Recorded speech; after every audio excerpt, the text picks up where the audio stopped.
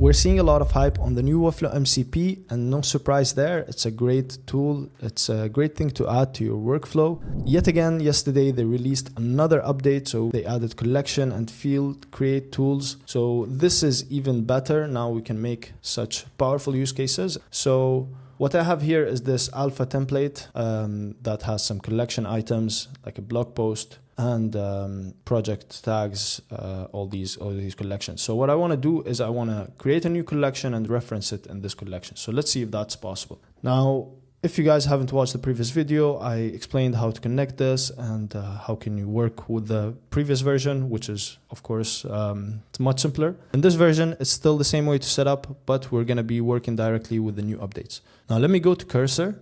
And since I have my MCP connected, I can start directly prompting. So let's try this. So go on my alpha template, add a collection called blog authors, and then on my blog post collection, add a reference field to blog authors. I only need 3 blog authors. You can choose any random names.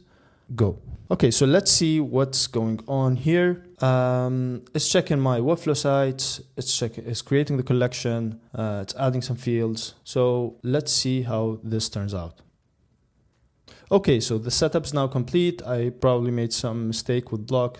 This keeps happening. Let's go back to our project and check it out. So if I refresh here and I look through my CMS, I can see that we have blog authors. Blog, it's not blog. But we can see that there are 3 names here created by me. And then we can go to blog posts. And if we click on one of them, we can see that there is the reference field on the blog post. It's created and it's linking to the correct authors field. Now I can choose this, of course, manually. If I go back and I can choose the author manually, or I can go further to Cursor and go like add random authors to the blog posts based on what we have in the blog authors collection. All right, let's see this one. Now in this use case there, we just have 3 authors and a very few blog posts, but imagine having a lot of those and you want to edit those in bulk or add a category item, an author item, any other reference field items to your collection. So this is definitely a great way to do that. Okay, so let's go back and refresh our collection to see what updates Cursor did. So if we go back to our blog post collection, we can see that the authors here have been assigned to each blog post at random, and this is very great.